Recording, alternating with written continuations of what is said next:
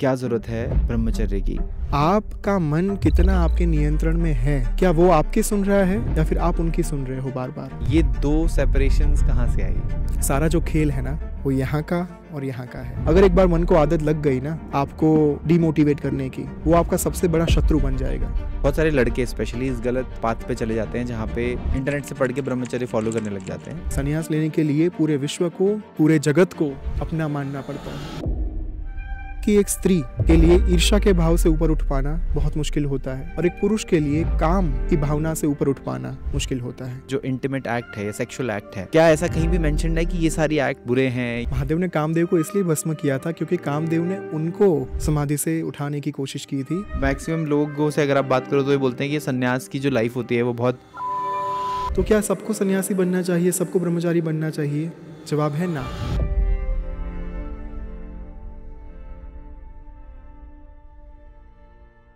Welcome back, Brahmachari ji, to make sense. As we all know that we have a ritual before we start any podcast with you. So Absolutely. let's go with that first. Sure. Thank you so much, Himanshu. Let's begin with the stuti.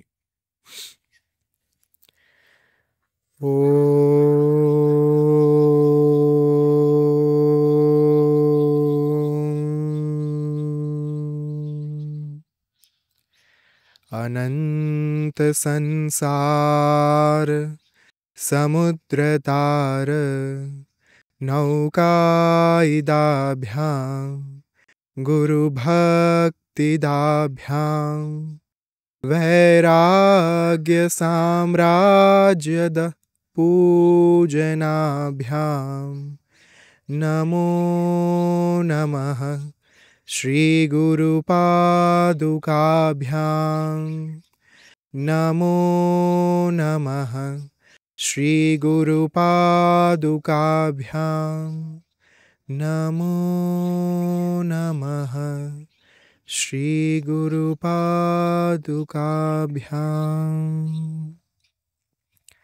सर्वप्रथम मैं अपने गुरु श्री ओम स्वामी तथा आप सभी के अंतर्मन में विराजमान माँ आदि पराशक्ति को साष्टांग दंडवत प्रणाम करता हूँ, जिनकी दिव्य प्रेरणा से आज हम सब यहाँ पर एकत्रित हुए हैं। ओम श्री मात्रे नमः, श्री गुरुभ्यो नमः, इदम गुरवे इदम नमः। बहुत सारे क्वेश्चंस हैं मेरे पास of course, because this is one of those paths जिसके बारे में अगर कोई थोड़ा भी इंक्लाइंड है सनातन धर्म में, थोड़ी भी इंक्लिनेशन है स्पिरिचुअलिटी में, तो एक ना एक बार उसके मन में क्वेश्चन ज़रूर आता है कि I should leave everything and go to the Himalayas and do sadhana and do japa. But वो बहुत ऐसे फ्लीटिंग थॉट होता है और फिर जैसे ही हमें रियलिटी हिट होती है हम देखते हैं कि अरे आसपास इतनी सारी चीज़ें करने को, अभी बहुत सारा बैंक बैलेंस बनाना है फैमिली को देखना है, रिलेशनशिप्स हैं, और कई बार तो वो रिलेशनशिप से हमें बाइंड करके रखते हैं, राइट? सो वो सारे क्वेश्चंस हैं जो मेरे को आपसे आज पूछने हैं, सो दैट मेरे लिए भी थोड़ा सा पाथ ईजी हो जाए and for the people who are watching this, definitely for them. First of all, how do you feel in this new journey? Divine, okay, beautiful, because लोगों को ये लग सकता है कि ये एक सडन डिसीजन था, किंतु let me tell you this, जो मैंने आज तक कहीं किसी और जगह पर नहीं बताया और किसी को ये बात ज्ञात भी नहीं है। I asked for the संन्यासा in the year of 2023। ओह, सो 2023 में in the month of November जब मुझे ये अवसर प्राप्त हुआ था, जब ये आशीर्वाद प्राप्त हुआ था कि मुझे स्वामी जी के साथ उनके दर्शन का एक अवसर प्राप्त हुआ, उस समय पर मैं अपने पिताजी के साथ 11 नवंबर 2023 को शाम को आफ्टर आरती यहाँ पर शिव बद्रिका आश्रम में ही मीटिंग हॉल में मीटिंग थी, और उस समय पर मैं अपने पेरेंट्स से, पिताजी से ये आज्ञा लेकर गया था कि क्या मैं स्वामी जी को ये बात कह सकता हूँ, क्या मैं पूछ सकता हूँ संन्यास के लिए? क्योंकि Himanshu, it is very much important to seek permission from your parents before, जब आप संसार छोड़े, संन्यास धारण करें, उसके पहले, जब तक आपको जिन्होंने जन्म दिया है, जब तक उनके पास से आप आज्ञा नहीं लेंगे, उनकी परमिशन आपके पास नहीं होती, उनकी अनुमति नहीं होती, तब तक अ, वो पूर्णतया कहीं न कहीं उस मार्ग पर चलना थोड़ा मुश्किल हो जाता है। और स्वामी जी ने भी यही किया था। जब वे वाराणसी थे पूज्य नागा बाबा जी के आश्रम में, उस समय पर ही मेड श्योर कि जब बाबा जी उन्हें दीक्षा देने वाले थे, संन्यास दीक्षा, उस समय उन्होंने अपने माता रानी को फ़ोन किया था और उनसे आज्ञा ली थी। तो सेम हैपेंड। कहीं न कहीं I just had a thought in my mind कि मेरा मार्ग यही है और मैं इसी मार्ग पर आगे बढ़ना चाहता हूँ। तो मैंने स्वामी जी से पूछा था कि जब मैं लायक बनूँ, जब आपको लगे कि हाँ, अब ये इस मार्ग पर चलने के लिए योग्य हैं, तब आप मुझे उस समय पर संन्यास दीक्षा के आशीर्वाद दीजिएगा, अपनी कृपा बरसाइएगा। यहाँ पर ये बात बहुत इम्पोर्टेंट है, जब हम लायक बने, या जब हम योग्य बने। हम्म कई बार एक इम्पल्सिवनेस होती है ना, या इंटरनेट पर देख लिया हम्म या फिर 5-6 बुक्स पढ़ ली सन्यासियों की या फिर महान साधुओं की, और मन में ये भावनाएँ उठना शुरू हुई कि बस अब तो संसार छोड़कर समाज के कल्याण के लिए मुझे कार्य करने हैं। पर जब तक आप उस भाव में स्थित नहीं होते हो, स्थिर नहीं होते हो, स्थित प्रज्ञ नहीं होते हो, तब तक उस निर्णय की ओर आगे बढ़ना अपने आप में एक जल्दबाज़ी होती है। तो 2023 में जब ये बात हुई, स्वामी जी ने उस समय पर कुछ नहीं कहा था, बिकॉज़ उनकी एक स्टाइल है, उनका एक मेथड है कि वो उनके मन में जो क्या चल रहा है ना, वो कोई नहीं पहचान सकता, कोई नहीं जान सकता, कोई उसका अंदाज़ा नहीं लगा सकता कि स्वामी जी क्या अपने लिए एक आटा गूँथ रहे हैं। तो उस समय पर ही जस्ट स्माइल्ड बैक और देन दैट वाज़ इट। तो मेरे माता-पिता को भी ये लगा कि ओके, ये इसका एक फ़ेज़ होगा शायद, या फिर दे न्यू ऑल्दो कि कहीं न कहीं इसका मार्ग ये है, पर उस समय पर उन्हें ये इतनी ज़्यादा सीरियसनेस कदाचित नहीं थी। Uh, then in the year of 2024, नवंबर की बात कर रहा हूँ, जब आश्रम में श्री सुक्तम साधना चल रही थी और 13 नवंबर की शायद बात होगी if I am not wrong, या फिर उससे पहले, जब स्वामी जी ने मुझे ये कहीं न कहीं एक अंदाज़ा दे दिया था कि अगले साल जो है आप इस मार्ग पर आगे बढ़ जाएँगे और फिर हम आपका संन्यास का जो मार्ग है, साधना का मार्ग है, वो प्रशस्त करेंगे। So this was the whole journey. तो जब नवंबर में ये बात कही गई और आई न्यू वेरी वेल कि मुझे in the month of February और मार्च 2025 में यहाँ पर शिफ्ट होना है। पर मुझे ये नहीं पता था कि इसी समय काल के दौरान ब्रह्मचर्य दीक्षा जो है वो प्राप्त होने वाली है मुझे। वो तो कहीं न कहीं स्वामी जी की कृपा हुई जब यहाँ पर विष्णु साधना हो रही थी। विष्णु साधना के पश्चात उन्होंने 11 तारीख 11 मार्च जब पूर्णाहुति थी, पूर्णाहुति के 1 दिन बाद उन्होंने मुझे कहा कि आपके माता-पिता यहाँ पर हैं और मेरे जो पूर्वाश्रम के माता-पिता हैं, वे इस समय पर यहीं पर थे आश्रम में और हिंदी साधना जो थी वो करने के लिए आए थे। तो स्वामी जी ने कहा कि आपने ऑल्दो सारी बात कर ली है उनसे और वे जानते हैं आपका मार्ग और आप यहाँ पर शिफ्ट हो चुके हैं बद्रिका आश्रम में। किंतु फिर भी एक बार, एक अंतिम बार आप अनुमति ले लीजिए, आप उनसे बात कर लीजिए। सो मैं अपने माता-पिता के पास गया मीटिंग पूर्ण होने के बाद और मैंने उनको कहा कि दिस इज़ माय पाथ। सो मेरे गुरु की आज्ञा ये है, किंतु मैं चाहता हूँ कि जब तक आपके पूर्ण आशीर्वाद मुझे प्राप्त ना हो, तब तक मैं इस मार्ग पर आगे ना बढ़ूँ। तो क्या आप इस बात से राज़ी होंगे, संतुष्ट होंगे कि आपका पुत्र जो है, उसका कोई परिवार नहीं होगा, उसकी कोई संतानें नहीं होंगी। अ, वो इस संसार में जो एक मटेरियल लाइफ़ होती है, वो नहीं जीने वाला और कहीं न कहीं आपके संतान का नाम भी बदलने वाला है। तो अ, आपने जिनको जन्म दिया, वो कहीं न कहीं अपनी पूरी एक पहचान बदलने जा रहा है आगे से। Is it completely okay with you? Then they said कि बेटा हमें बचपन से ही पता था कहीं न कहीं कि आप का मार्ग भिन्न होगा और पिछले 4-5 सालों में जो एक के बाद एक घटनाएँ हो रही हैं, प्रसंग हो रहे हैं, उनके कारण हमारे मन में ये निश्चित हो चुका था कि आप इसी मार्ग पर आगे बढ़ेंगे। और अगर समाज के कल्याण के लिए कार्य करना है, सनातन के लिए कार्य करना है, तो फिर इतना सोचना क्या?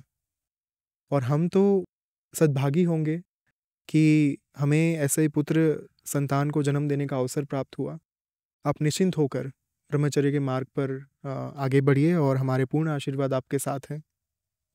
हमारे हृदय के एक छोटे से कोने में भी, हमारे मन के एक कोने में भी ये बात नहीं है कि कहीं आपका कोई संसार हो। काश आपने ये मार्ग पसंद ना किया होता तो आपके परिवार में एक बड़ा परिवार होता, एक आपका अपना घर होता। क्योंकि वो चीज़ मेरे लिए थी ही नहीं हिमांशु कभी। टू बी वेरी ऑनेस्ट, मुझे कभी पैसों ने आकर्षित नहीं किया और ये बात सब जानते हैं जो मेरे आसपास हैं या फिर जो मेरे संपर्क में आए हैं। ना तो मैंने कभी घर या फिर बंगलो या फिर गाड़ी, मुझे तो गाड़ी चलाना तक नहीं आता टू बी वेरी ऑनेस्ट। सो एक बार सीखने का प्रयास किया था लेकिन एक्सीडेंट हुआ था, उस दिन से वापस मैंने छोड़ दिया।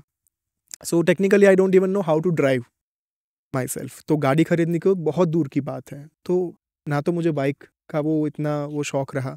वो पता नहीं पहले से ही जीवन में एक डिटैचमेंट था इन चीज़ों के प्रति। तो मुझे भौतिक चीज़ों ने, भौतिक समृद्धि ने कभी इतना आकर्षित किया ही नहीं जितना मुझे इन वस्त्रों ने आकर्षित किया, जितना मुझे सनातन ने आकर्षित किया, जितना मुझे अपने गुरु के प्रति जो भाव है उसने आकर्षित किया। So this was the whole journey and then I got initiated into brahmacharya diksha on 30 मार्च 2025 को, जब अगेन आश्रम में विष्णु साधना स्वामी जी के द्वारा जो है उसका एक अनुष्ठान चल रहा था, साधना चल रही थी। विष्णु साधना के दौरान 30 मार्च को चैत्र नवरात्रि शुरू हुई। तो प्रतिपदा का दिन था जहाँ पर जगदम्बा का जो एक स्वरूप है माँ का, शैलपुत्री माँ, उनका वो दिन था। और उसी दिन पर, पहले दिन पर मेरी दीक्षा हुई। भगवान विष्णु भी विराजमान थे वहाँ पर उस समय पर और जगदम्बा के आशीर्वाद भी साथ में प्राप्त हुए। क्योंकि मैंने बहुत एपिसोड में कहा है कि मेरे लिए मेरे गुरु ही मेरी जगदम्बा है, मेरे गुरु ही मेरे नारायण हैं। तो इट्स लाइक साक्षात परमेश्वर से उसी दिन वो दीक्षा प्राप्त होना, ये अपने आप में मेरे लिए बहुत बड़ा सौभाग्य रहा। क्योंकि एक अवसर या 2 अवसर तो माने जा सकते हैं, लेकिन इतने सारे जो एक अवसर प्राप्त हुए। एंड जब मेरा ये अनाउंसमेंट हुआ, जब स्वामी जी ने उद्घोषणा की कि अब आगे से इनको ब्रह्मचारी परक होम के नाम से जाना जाएगा, that was the day of Devi Brahmacharini, the second day, 31st of March 2025। सो इससे बढ़िया कृपा क्या हो सकती है, इससे उत्कृष्ट आशीर्वाद क्या हो सकते हैं। So this is the story behind ब्रह्मचर्य initiation. Wow. Okay. After this, my questions have increased. Um, so first of all, एक तो ये चीज़ मुझे बहुत क्लियर करवानी है कि why brahmacharya, like why is it needed to attain that path of God. या जो लोग नहीं समझते हैं, या जैसे मैं भी नहीं समझता हूँ कि क्या ज़रूरत है ब्रह्मचर्य की, क्या ज़रूरत है, क्योंकि हम हैं तो दुनिया में ही, क्या ज़रूरत है दुनिया में रह के दुनिया से दूर जाने की, या क्या ज़रूरत है किसी भी चीज़ से दूर जाने की, अगर हर चीज़ में देयर इज़ द डिवाइन, हर चीज़ में there is the goddess, then why do we need to step away and क्या होगा उससे? एक होता है बैचलर डिग्री ओके। एक होता है मास्टर्स, एक होता है पीएचडी। पीएचडी। सो अगर एक क्षेत्र में, एक विषय में, एक सब्जेक्ट में आप महारत हासिल करना चाहते हैं, अगर आप उस विषय में एक अपना ऐसा योगदान देना चाहते हैं, समाज के लिए वो कार्य करना चाहते हैं जिसके चलते समाज का भला हो, लोगों का भला हो, पूरे देश का भला हो, धर्म का भला हो, तो आप उस विषय पर लगे रहते हैं सालों तक। वहाँ पर सिर्फ बैचलर से बात खत्म नहीं हो जाती, वहाँ पर एटलीस्ट 10 साल दिए जाते हैं एक सब्जेक्ट में एक्सपर्ट बनने के लिए, एक्सपर्टीज प्राप्त करने के लिए। तो एक होता है धर्म के लिए काम करना संसार में रहकर, जो ज़्यादातर लोगों का मार्ग होता है। ज़्यादातर जो सनातनी है, जो धर्म प्रेमी भाई बंधु हैं, वे चाहते हैं कि मैं संसार में रहकर धर्म के लिए काम करूं, समाज के लिए काम करूं। That is a wonderful aspect, और ये बहुत ही सुंदर बात होती है अपने आप में। एक होता है कि मैंने संसार को देख लिया है और नाउ आई फील कि इसमें और गहराई में उतरने के लिए, धर्म को और गहराई से समझने के लिए मुझे थोड़ा और इसमें अध्ययन करना पड़ेगा, इसमें डूबना पड़ेगा। स्वामी जी एक बहुत सुंदर बात कहते हैं कि अध्यात्म एकमात्र ऐसा विषय है जिसमें भवसागर से पार उतरने के लिए उसमें डूबना पड़ता है, भक्ति में डूबना पड़ता है, अध्यात्म में डूबना पड़ता है, तब जाकर आप इस संसार से बाहर आ पाते हो।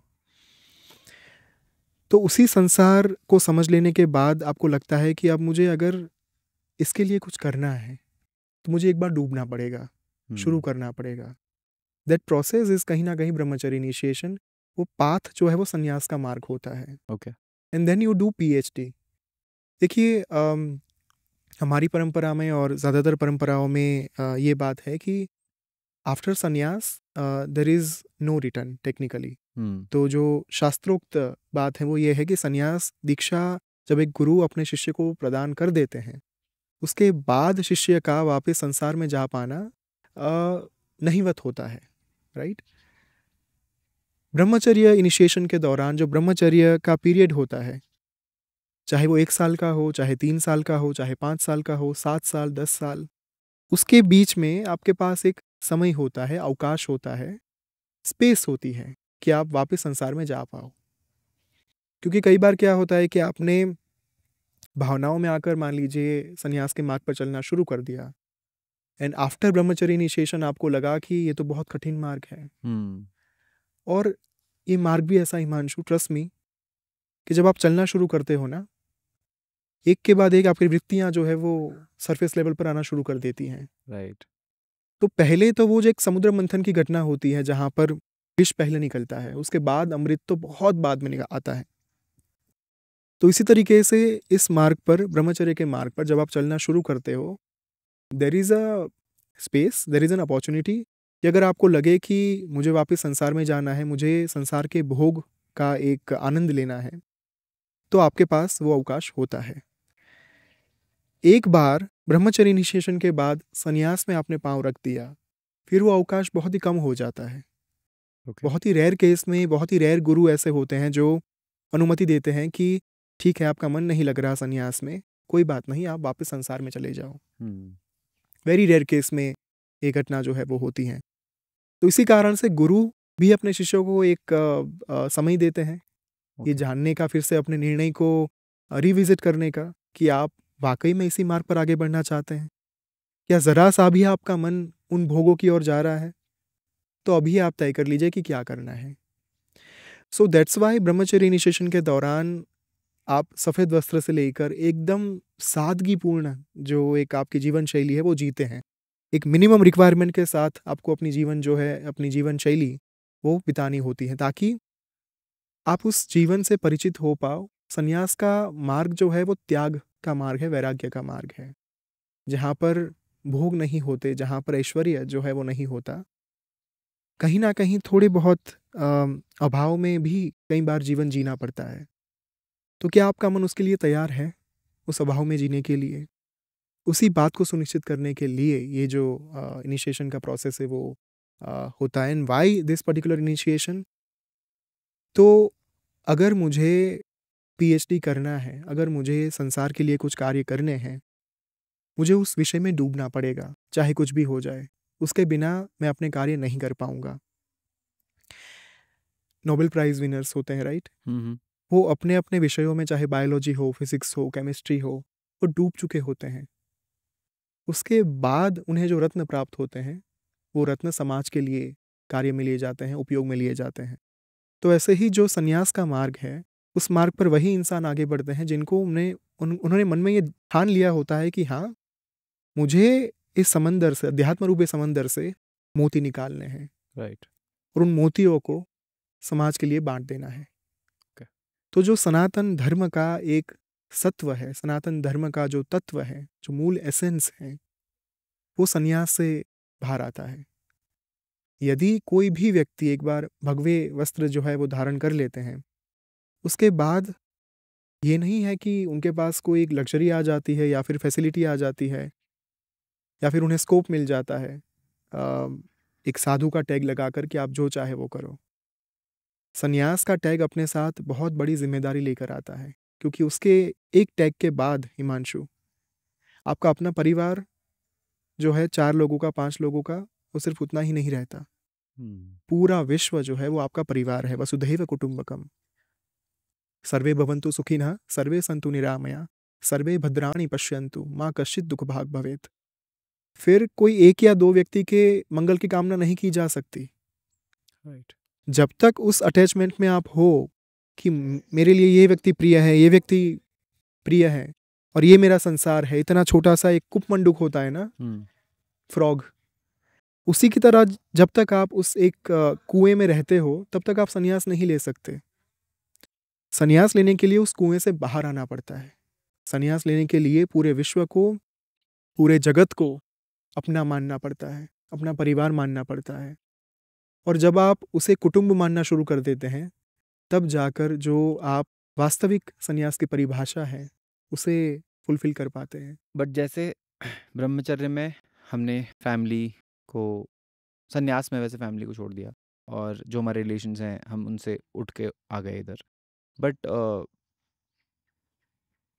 What is happening, what is the change, मतलब वो चेंज क्या है जो रिलेशंस के साथ नहीं हो सकता था, जो अब हो पा रहा है टुवर्ड्स द डिवाइन? जैसे आपने ये तो समझा दिया कि पूरे, मतलब फिर आप सेल्फलेस हो जाते हो और दूसरों के लिए, ये पूरे वर्ल्ड के लिए, की भलाई के लिए काम करते हो। But I am talking on a very individual basis, क्योंकि ये एक ये एक परंपरा है, ये एक चीज़ आपको पता है कि हाँ, इसमें इस पाथ पे जाके मुझे ऐसा करना है, ये तो एक गाइडलाइन है।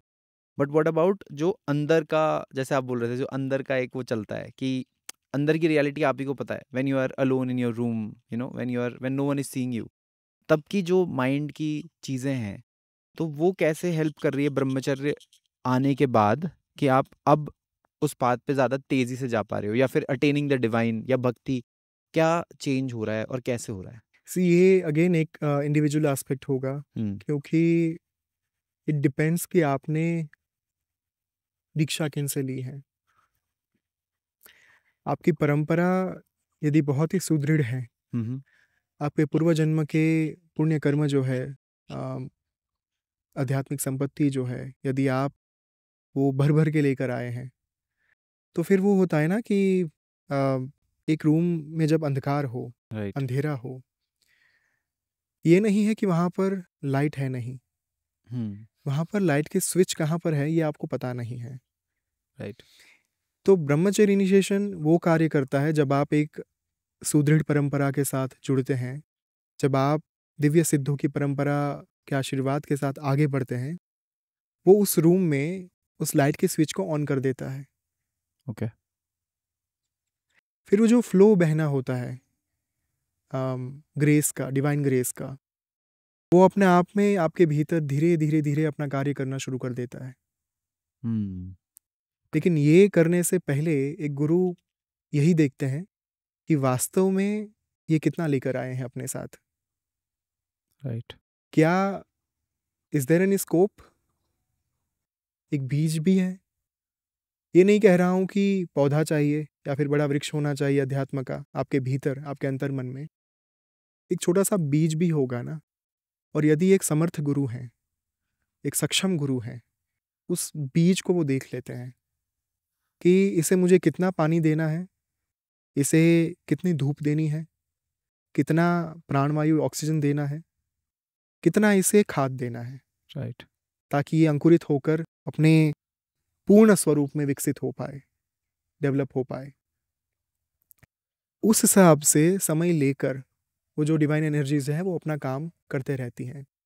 इन my case see there is a thing कि एक तो मुझे जिनसे दीक्षा प्राप्त हुई है वो साक्षात नारायण ही है।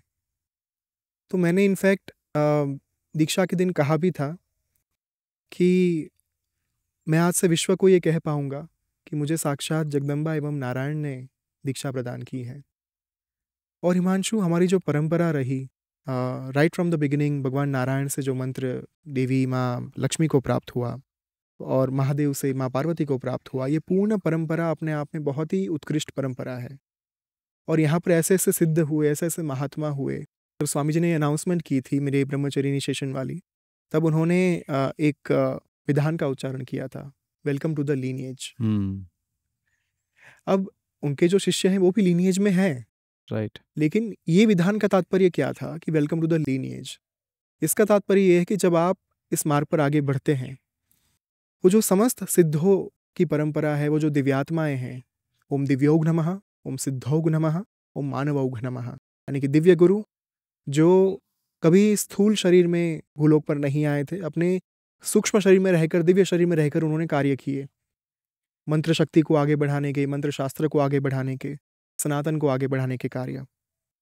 सिद्ध गुरु जो कभी ना कभी इस भूलोक पर अपने स्थूल शरीर में थे लेकिन आज सूक्ष्म शरीर में हैं, और मानव गुरु जो आज इस भूलोक पर विद्यमान है अपने स्थूल शरीर में और कार्य कर रहे हैं सनातन के लिए। इन तीनों दिव्य गुरुओं का, दिव्य सिद्धात्माओं का एक आशीर्वाद जो है, उनसे कनेक्ट होना, दैट वाज द एसेंस जो उन्होंने कहा कि welcome to the lineage. Right. So internally मैं ये नहीं कह रहा हूं कि एक रात में सब कुछ बदल जाएगा। एक रात में आप एकदम वृत्तियों से मुक्त हो जाएंगे, एक रात में आप एकदम विकारों से मुक्त हो जाएंगे। हो सकता है क्रोध और भी आए, किंतु एक माइंडफुलनेस आ जाती है, अवेयरनेस आ जाती है कि अब मैं जिस परंपरा के साथ जुड़ा हूं, जो मेरे ऊपर बैठे हैं, they are constantly watching over me, right. Okay. They are protecting me, they are guiding me throughout my life, and I need to be very careful when I do something. मेरे हर एक action का एक reaction होगा। Right. तो वो जो mindfulness है, वो सबसे पहला लक्षण होता है दीक्षा के बाद। आपके प्रत्येक विधान, आपके प्रत्येक शब्द के ऊपर एक माइंडफुलनेस आ जाती है कि ये बोलना चाहिए या ये नहीं बोलना चाहिए, ये करना चाहिए, ये नहीं करना चाहिए। इसका अर्थ ये भी नहीं है कि जो एक डोरमेट वाली सिस्टम होती है आप वो बन जाओ। डोरमेट बनने की बात नहीं कर रहा हूँ। जहाँ पर फर्म बनना है, जहाँ पर स्ट्रांग बनना है, वहाँ पर स्ट्रांग बनना पड़ेगा, पर वो इंसल्टिंग नहीं होगा। राइट। वो किसी के लिए हर्टफुल नहीं होगा। किसी को अगर सबक सिखाना है, किसी को बोधपाठ देना है, तो वो देना पड़ेगा। ये वस्त्र पहनने का अर्थ ही ये है कि जो जिम्मेदारी आपको सौंपी गई है, बाय हुक और बाय क्रुक, उसके ऊपर आप लगे रहिए। उसे पूर्ण करने के लिए जो विश्वास आपके गुरु ने आपके ऊपर दिखाया है, उसे बनाए रखने के लिए आप कार्य करें। Right. So this is the first internal change जो एक इंसान देखना शुरू करता है, एंड दिस इज वाई ये एक इंडिविजुअल एस्पेक्ट है। हो सकता है कोई और व्यक्ति अगर संन्यास मार्ग की ओर आगे बढ़े तो उनके भीतर जो परिवर्तन आए वो अलग हो। राइट। मेरे भीतर जो परिवर्तन आ रहे हैं वो भिन्न है, किसी और के अंदर, तीसरे के अंदर जो परिवर्तन आएंगे वो भिन्न होंगे। ओके। ये क्वेश्चन बहुत सारे ऑडियंस की तरफ से है और मेरी तरफ से भी है कि जब हम नॉर्मल लाइफ में, जैसे मैंने आपको बोला था कि कभी कभी वो आता है ना फ्लीटिंग थॉट कि अब मैं सब छोड़ दूंगा, बट उसके बाद आपको याद आता है कि नहीं नहीं अभी तो इधर ही हैं, और बहुत सारी चीज़ें आपको बाइंड करती हैं। तो बहुत सारे लोग इस गलत बहुत सारे लड़के स्पेशली इस गलत मार्ग या पाथ पे चले जाते हैं जहाँ पे वो इंटरनेट से पढ़ के ब्रह्मचर्य फॉलो करने लग जाते हैं, and for them brahmacharya is no intimacy, you know, और अपने आप को, अपनी बॉडी के जो नेचुरल वो हैं डिमांड्स है, नेचुरल नीड्स हैं, उनको सप्रेस कर देना, और फिर एट द सेम टाइम उसके लिए बुरा फील करना जब वो कोई भी ऐसी नीड या कोई भी ऐसा डिज़ायर या कोई भी लस्ट उनके मन में आती है, तो पहले पहले तो they suppress it, and the other problem is कि वो जब वैसी कोई डिज़ायर आती भी है तो then they feel guilty about it, and then they get frustrated कि ये तो हो ही नहीं रहा है मेरे से, और at the same time they feel कि जिस देवी या देवता या जिस गॉड या गॉडेस को वो परस्यू करना चाहते हैं या उनकी तरफ जाना चाहते हैं, they will punish them for this. ठीक है, तो बिकॉज आप इस स्टेज पे हो, सो क्या गाइडेंस आप दे सकते हो उनके लिए? स्वामी जी ने एक प्रवचन में बहुत सुंदर बात कही थी कि जब तक एक मनुष्य अन्न लेता रहेगा, यानी कि Okay. भोजन लेता रहेगा, और जब तक उसकी सांसें चल रही है, तब तक काम बीज को नष्ट कर पाना नामुमकिन है। ओके। हो सकता है उसे नियंत्रण में लाया जा सके, लेकिन यदि कोई ये कह रहे हैं कि अब बस मैंने अपने अंदर के काम बीज को नष्ट कर दिया है, ख़त्म कर दिया है, इट्स अ लाई। ओके। सबसे पहली बात तो ये हिमांशु कि एक मनुष्य जब तक जीता है उसका मन कभी वृद्ध नहीं होता। हम्म।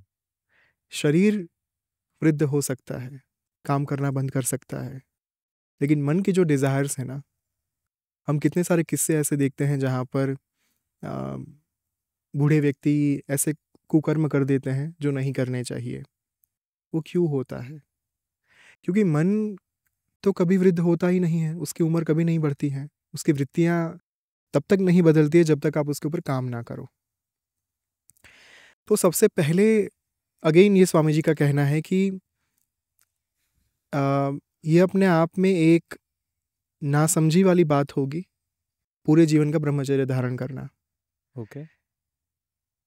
ये हो सकता है कि संकल्प शक्ति को बढ़ाने के लिए, विल पावर को बढ़ाने के लिए आप एक संकल्प लिए कि 2 साल के लिए मैं ब्रह्मचर्य धारण करता हूँ, 3 साल के लिए करता हूँ, 1 साल के लिए करता हूँ, 6 महीने के लिए करता हूँ, किंतु पूरे जीवन के लिए वो कर देना, वो अपने आप में नासमझी होगी। और स्वामी जी भी ये कभी रिकमेंडेशन उनकी तरफ से नहीं आया, उनकी ओर से नहीं आया कि आप पूरे जीवन काल के लिए ब्रह्मचर्य जो है वो धारण करें। उनका जो हमेशा से कहना रहा है और जो कहीं ना कहीं पूर्णतया शास्त्रोक्त भी है, ब्रह्मचर्य का अर्थ वास्तविक तौर पर है क्या? ब्रह्मचर्य मात्र वीर्य का बचाव नहीं है, मात्र हम अपने फिजिकल इंटीमेसी को रोककर सिर्फ बाह्य तौर पर ब्रह्मचर्य का पालन करें, ये नहीं होता। ओके। ब्रह्मचर्य का पूर्ण अर्थ है कि क्या आपकी मन की वृत्तियाँ, चाहे वो अहंकार हो, लोभ, लालच, ईर्ष्या, द्वेष, ये आपके नियंत्रण में है। एक बहुत ही सुंदर वीडियो मैं देख रहा था, कल की ही बात है। स्वामी जी ने उसमें कहा कि देखिए, एक होती है स्पर्धा और एक होती है प्रतिस्पर्धा। तो स्पर्धा में इट्स अ गुड थिंग। स्पर्धा में हमेशा 2 लोगों के बीच में थोड़ा सा ईर्ष्या भाव तो होता है कि मैं इससे आगे बढ़ना चाहता हूँ, बट वो जो माइनर ईर्ष्या भाव है ना, वही उनके ग्रोथ के लिए कारणभूत होता है। राइट।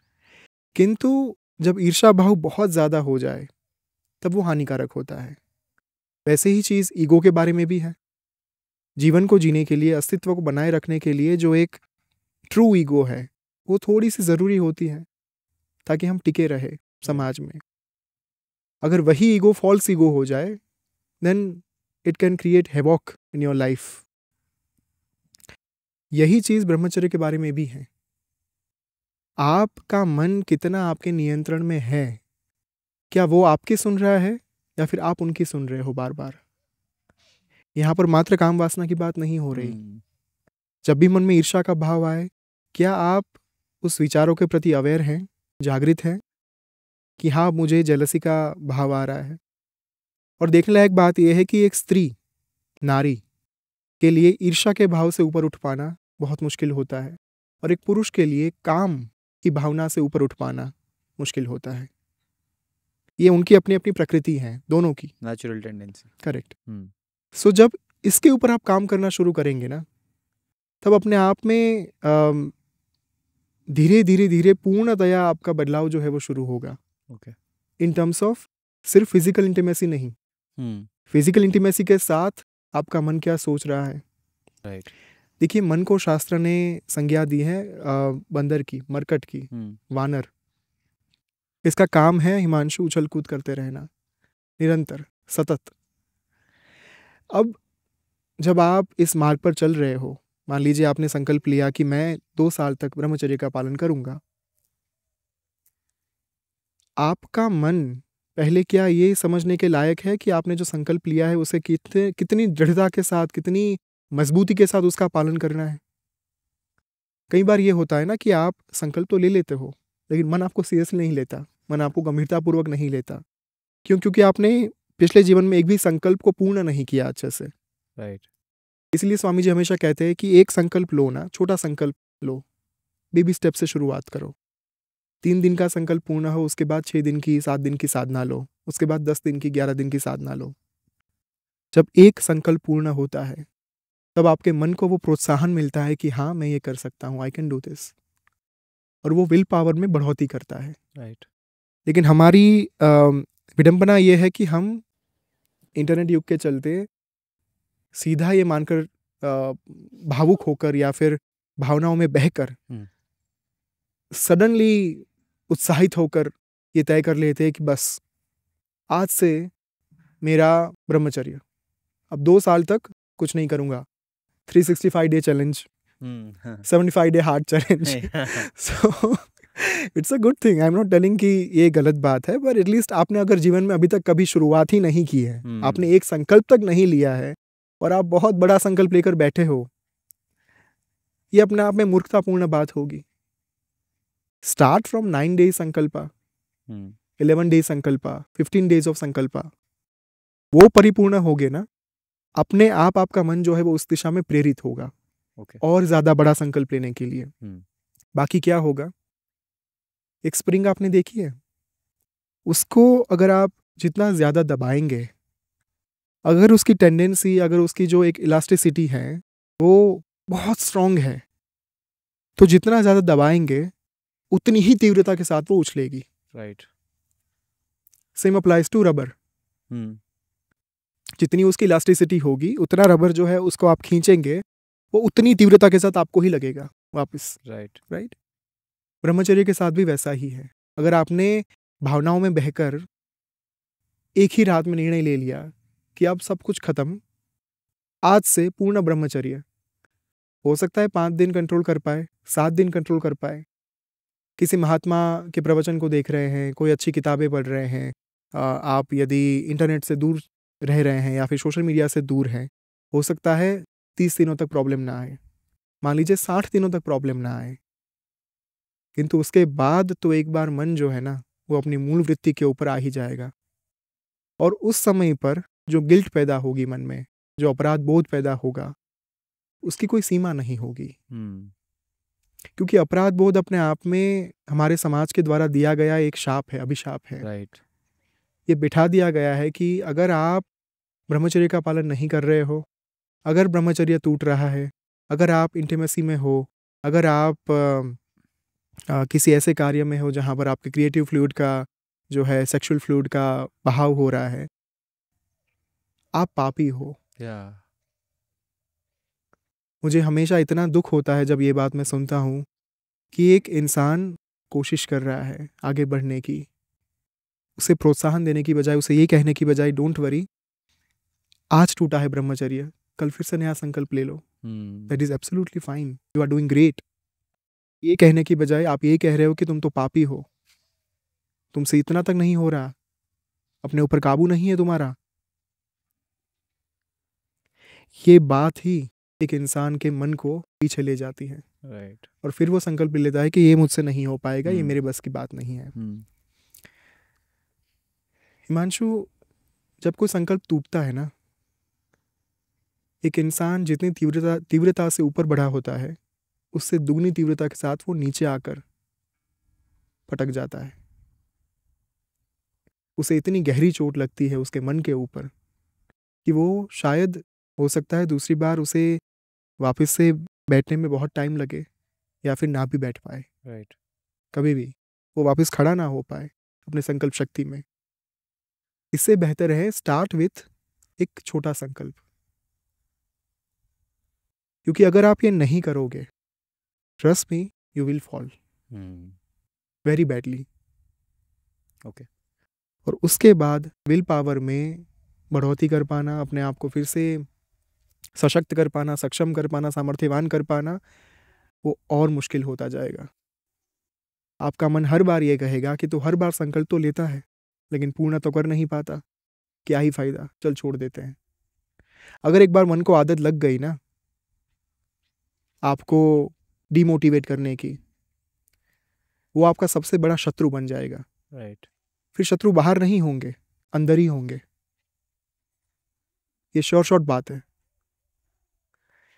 ब्रह्मचर्य का वास्तविक अर्थ ये है, क्या मन आपके नियंत्रण में है या आप अपने मन के नियंत्रण में हो। ओके। स्वामी जी ने एक बार कहा था कि जिनका मन अपने नियंत्रण में नहीं है ना, उनको क्या करना चाहिए। मान लीजिए उनको साधना करनी है और मन स्थिर नहीं हो रहा, शांत नहीं हो रहा। The best way to stabilise our minds is, मन को कहिए कि देखिए मैं पूरा दिन तुम्हारी बात सुनता हूँ, तुम जो कहते हो वो मैं करता हूँ, लेकिन ये जो 1 घंटा है ना, इसमें मेरी बात सुन लो।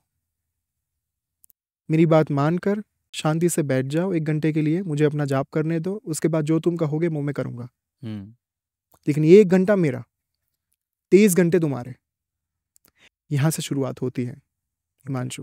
ये कोई नहीं कहता, कोई भी नहीं कहता ये बात। लोग डायरेक्टली पहुंच जाते हैं 2 साल 3 साल के ब्रह्मचर्य के ऊपर बात करने के लिए।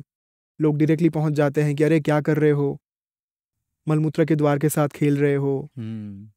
सब बातें सही हैं, मैं ना नहीं कह रहा हूँ, चीज़ें सब ठीक हैं। घृणास्पद बात है।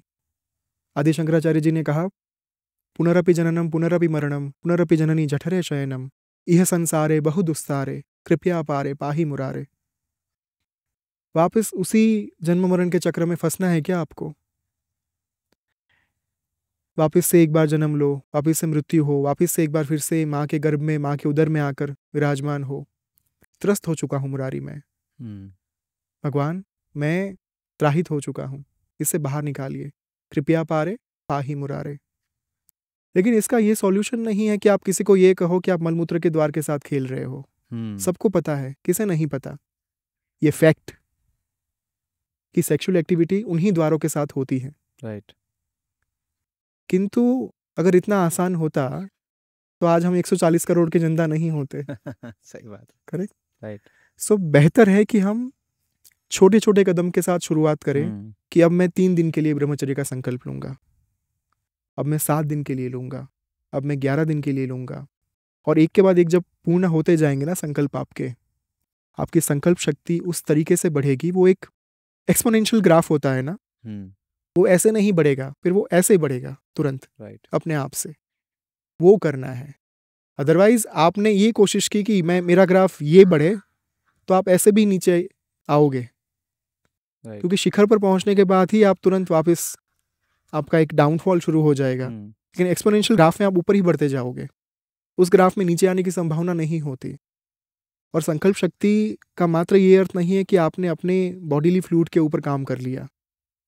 ब्रह्मचर्य का वास्तविक अर्थ ये भी है कि क्या आप दूसरों के साथ बातचीत करते वक्त हम्बल हो। राइट। क्या आप में काइंडनेस का भाव जो है वो दिन ब दिन बढ़ता जा रहा है या नहीं। क्या आप में दान वृत्ति का जो है भाव बढ़ रहा है या नहीं। क्या आप करुणामयी है या नहीं। क्योंकि अगर ये चीज़ें नहीं हैं और मात्र ब्रह्मचर्य है, फिजिकल ब्रह्मचर्य, कोई लाभ नहीं है उसका। उससे होगा सिर्फ इतना ही कि हो सकता है कि संकल्प शक्ति में बढ़ोतरी के कारण बॉडी आपका जो है वो और एनर्जेटिक आप फील करें, आप और ज़्यादा मोटिवेटेड फील करें। That's it. यदि आप काइंडनेस, कंपैशन और कहीं ना कहीं डिवोशन के साथ जिंदगी नहीं जी रहे हो, आप लोगों के प्रति भला नहीं सोच पा रहे हो, तो उस ब्रह्मचर्य का कोई अर्थ नहीं है। इसीलिए स्वामी जी हमेशा एक शॉर्ट टर्म ब्रह्मचर्य के लिए सलाह देते हैं कि 2 साल के लिए धारण करें। शुरुआत कम से करें, उसके बाद धीरे धीरे धीरे आगे पहुंचते पहुंचते आप ये संकल्प ले कि अब जो एक्सट्रीम स्टेप होगा मेरा, उसमें 2 साल के लिए मैं कुछ नहीं करूँगा, फिजिकल इंटीमेसी। और फिर आपका मन अपने आप आपके कंट्रोल में आ जाएगा। फिर आप तय करोगे कि मुझे अपनी सेक्सुअल एनर्जी का प्रयोग कहाँ पर करना है, कितना करना है, कितनी मात्रा में करना है। और इसी एक समझ के लिए, इतनी माइंडफुलनेस के लिए वो 2 साल का ब्रह्मचर्य होता है, पीरियड। ताकि आप अपने मन के नियंत्रण में ना हो, आपका मन आपके नियंत्रण में हो। This is the real essence of the whole topic. ठीक है। इसमें आपने एक बहुत इंटरेस्टिंग बात बोली कि जब आप मन को ये समझाओ कि मैं 1 घंटे, पूरे दिन मैंने तुम्हारी सुनी है और 1 घंटे अब तुम मेरी सुन लो, तो इस ऑब्जर्वेशन में मेरे दिमाग में ये आया कि ये 2 सेपरेशंस कहाँ से आई। है तो सब एक ही ना अंदर। मतलब एक तो मेरी मेमोरी है जो मेरे अंदर, जो मैं स्टोर कर रहा हूँ, हुँ। जिस मेमोरी की वजह से ही मुझे पता है कि अगर मैं इस टाइप का कुछ करूँगा तो मेरी मेरी जो लस्ट है, जो मेरी डिज़ायर्स हैं वो फुलफ़िल हो पाएँगी या बढ़ पाएँगी। पर वही मेमोरी मुझे बताती है कि मुझे क्या नहीं करना है कि मैं इसको इग्नोर कर सकूँ, ठीक है? बट इसमें ये 2 सेपरेशंस क्या है? इच्छा शक्ति, ज्ञान शक्ति, क्रिया शक्ति, स्वरूपिणी। जब आपकी इच्छा शक्ति, ज्ञान शक्ति और क्रिया शक्ति एक होती हैं, तब वो परिवर्तित होती है चित्त शक्ति में, ओके। और तब प्राकट्य होता है माँ ललिता महात्रिपुर सुंदरी का। चिदग्निकुंड संभूता देव कार्य समुद्यता। वो चित्त रूपी अग्नि से प्राकट्य होता है माँ का। तो शायद मैंने आपको एक बार कहा था कि सारा जो खेल है ना, वो यहाँ का और यहाँ का है। राइट। तो जब तक हम इनिशियल स्टेज में हैं, तब तक ये 2 अलग-अलग चीज़ें होती हैं। हुँ। कुछ इंसान अपने दिन का ज़्यादातर भाग यहाँ से सोचते हैं, कुछ यहाँ से सोचते हैं। फॉर एग्ज़ाम्पल बिज़नेसमैन जो है वो यहाँ से बहुत कम राइट। सोच पाएगा, क्योंकि उसका काम ही यहाँ से खेलना है, यहाँ से पूरा कार्य करना है। तो अगर वो यहाँ से करेगा, तो हो सकता है कि लाभ हो सकता है ना भी हो सकता है दुनिया उसे उसका दुरुपयोग करे। इसलिए इसका इम्पोर्टेंस ज़्यादा है उसके क्षेत्र में। राइट।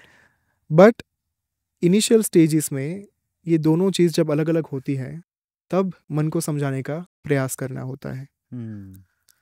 क्योंकि हमारा दिल चाहता है कि हम ब्रह्मचर्य का पालन पूरे समय में करें। ओके। हमारी ये भावना होती है ना, हाँ। इच्छा होती है। ज्ञान भी है कि क्यों करना है, इच्छा शक्ति, ज्ञान शक्ति। क्योंकि अच्छा है फोकस के लिए, कंसंट्रेशन के लिए, स्पिरिचुअल प्रोग्रेस के लिए अच्छी बात है। क्योंकि जब आप कुंडलिनी को जागृत करते हैं, मूलाधार में जो आपका सेक्सुअल फ्लूइड है, कहीं न कहीं वहीं कुंडलिनी शक्ति निवास करती हैं और वही ऊपर ऊर्ध्व जो है दिशा में आगे बढ़ती हैं। तो वी हैव द नॉलेज, हुँ। ज्ञान शक्ति, हुँ। क्रिया शक्ति भी है, पता भी है कैसे करना है कंट्रोल। लेकिन जब तक आपका ये माइंड उछल-कूद कर रहा है ना, तब तक आप ये कर नहीं पा रहे हो। है सब कुछ, हुँ। सामग्री पड़ी हुई है, मसाले पड़े हुए हैं, इंग्रीडिएंट्स पड़े हुए हैं, पता भी है कैसे बनाना है। लेकिन हर एक इंसान अलग-अलग तरीके से उनकी जो रोटी का स्वाद होता है ना, वो अलग-अलग होता है। राइट। उनकी सब्ज़ी का स्वाद अलग-अलग होता है। हुँ, हुँ। एक होता है 5 स्टार 7 स्टार में शेफ़ के हाथों से बना हुआ खाना खाना। एक होता है ढाबे में बना खाना, जो है वो भोजन राइट। लेना। दोनों के टेस्ट, दोनों की शायद हो सकती है कि मेनू में एक ही चीज़ हो, पर उसके टेस्ट फिर भी अलग-अलग होंगे। तो पता है कि क्या पड़ा हुआ है, इच्छा शक्ति भी है यहाँ पर, ज्ञान शक्ति भी है और क्रिया शक्ति भी है। हुँ। लेकिन अब उसे उपयोग में कैसे लाया जाए, तो इसको मनाना पड़ेगा। राइट। तो इसीलिए ये 2 पार्टीशन। हुँ। जिस दिन आपका ये और ये, यानी कि मन और हृदय, आपका दिमाग और हृदय दोनों एक हो गया, हुँ, हुँ। उसके बाद then there is no return point. Okay. तो उसी पॉइंट के बाद फिर आपको, जब आप अपनी चित्त शक्ति के साथ मिल जाते हो, हुँ, हुँ। That's why Lalita Sahasranama told us, उसी क्षण चिदग्नि कुंड संभूता, उस चित्त रूपी अग्नि से आपकी इच्छा शक्ति, क्रिया शक्ति और ज्ञान शक्ति तीनों ने मिलाकर इसे जो है नियंत्रण में ला दिया। इसे नियंत्रण में लाने के बाद जो चित्त शक्ति आपकी मूल प्रकृति है, जिसके कारण आपको जन्म मिला है, जहाँ से आपको जन्म मिला है, जो आपका परम सत्य है, the ultimate truth, the divine truth, जब आप उनसे एक हो जाते हो, एकाकार हो जाते हो, उस चित्त शक्ति के कारण ही प्राकट्य होता है देव कार्य समुद्यता, देवी माँ का। देवों का कार्य संपन्न करने के लिए, क्योंकि आप ही उस समय पर साक्षात जीते जागते देव बन जाते हो। राइट। क्योंकि उस समय पर आपका ये और ये डिस्टेंस हुँ। 0 हो चुका है। ओके। आप वही सोच रहे हो जो हुँ। आपका दिल कर रहा है, और आपका दिल वही कर रहा है जो आप सोच रहे हो। उसके बाद कोई कॉन्फ्लिक्ट नहीं रहता। उसके बाद ये पार्टीशन नहीं रहते कि ये 2 स्थान कहाँ से हैं। ये 2 स्थान तब तक ही हैं जब तक आपका मन आपके हाथ में नहीं है, आपके नियंत्रण में नहीं है। This was the answer. Okay. जो एक बहुत बड़ी प्रॉब्लम हमने डिस्कस करी कि जो लस्ट की वजह से जो गिल्ट है, मुझे ऐसा लगता है पर्सनली लस्ट से बड़ी प्रॉब्लम वो गिल्ट है, क्योंकि वो गिल्ट आपको एक नेगेटिव उसमें ले जाती है कि आप खुद को ही सेल्फ सैबोटाज करने लगते हो। हिमांशु, वो गिल्ट जो है ना, वो दीमक है। ट्रस्ट मी, या वो खा जाती हैं और इतना गंदे तरीके से खाती है ना कि एक इंसान खोखला हो जाता है। आपने बहुत ही सही बात कही कि लस्ट से बड़ी प्रॉब्लम गिल्ट है लोगों की। जिस दिन लोगों ने ये मानकर ब्रह्मचर्य का पालन किया कि ठीक है, हो सकता है आज टूटा, फिर से कोशिश करूंगा, 3-4 दिन और मैं कोशिश करूंगा, उसके बाद फिर से शायद हो सकता है एक बार टूटे, उस 4 दिन के बाद हो सकता है कि 10 दिन के बाद ब्रह्मचर्य टूटे, 10 दिन के बाद हो सकता है 30 दिन के बाद टूटे। लेकिन ये जो गैप्स बढ़ता जाएगा ना, वो गैप आपको हिम्मत देगा। राइट। करना सिर्फ इतना ही है कि हारना नहीं है। अगर हार गए और छोड़ दिया ये प्रयास, गिल्ट में आ गए, तो गिल्ट आपको दिमाग की तरह खा जाएगा और आप फिर से एक बार उठ नहीं पाओगे, फिर से एक बार नया संकल्प नहीं ले पाओगे। लेकिन अगर बार बार उठ खड़े हुए, बार बार नया संकल्प लिया आपने और उस संकल्प के बीच में सफलता प्राप्त होती गई, देन एक टाइम ऐसा आएगा जब 1 साल तक ब्रह्मचर्य नहीं टूटेगा। उसके बाद एक टाइम ऐसा आएगा जब 2 साल तक ब्रह्मचर्य नहीं टूटेगा। इसलिए मैंने कहा ना कि छोटे संकल्प लो, जब वो परिपूर्ण होना शुरू होते हैं, अपने आप हिम्मत मिलती है, अपने आप उत्साह मिलता है कि अब और बड़ा संकल्प लेना है। राइट। क्या हमारी जितनी भी बुक्स हैं, क्योंकि ये सारा ज्ञान आया तो सनातन धर्म की संस्कृति से है, योग से और साधना के जो हमारे बुक्स हैं, जो हमारे वेदों में सब कुछ मेंशन्ड है, तो क्या किसी भी बुक में, किसी भी शास्त्र में ऐसा कोई मेंशन है कि जो लस्ट है या फिर जो इंटीमेट एक्ट है या सेक्सुअल एक्ट है, क्या वो कहीं से भी ऐसा बुरा है जिसकी वजह से आपको गिल्टी होने की ज़रूरत है, या फिर आपका जो डिवीजन है या फिर जो सेपरेशन है विद द डिवाइन वो बढ़ जाएगा जस्ट बिकॉज लोग उसको उस नज़र से देखते हैं? क्योंकि एक तो हो गया सिंगल लोग जो ब्रह्मचर्य का पालन कर रहे हैं बिकॉज ऑफ सोशल मीडिया, एक हो गया सिंगल लोग जो ब्रह्मचर्य का पालन करना चाहते हैं because they really have to do sadhana, फिर हो गए मैरिड लोग जिनको साधना करनी है, ब्रह्मचर्य करना है, बट उनके पास अब जिम्मेदारी भी है, फैमिली भी है। तो आप ऐसा भी नहीं कर सकते कि मेरी विश की वजह से जिससे मैंने शादी करी है मैं उसकी विश तोड़ दूं, वो भी गलत है अकॉर्डिंग टू मी। तो क्या ऐसा कहीं भी मेंशन्ड है कि ये सारी एक्ट्स बुरे हैं या ऐसे हैं कि आपको बुरा फील करने की ज़रूरत है? अगर वाकई में ऐसा होता तो हमारे धर्म में कामदेव क्यों होते? सही बात है। रति राइट क्यों होती? Right right.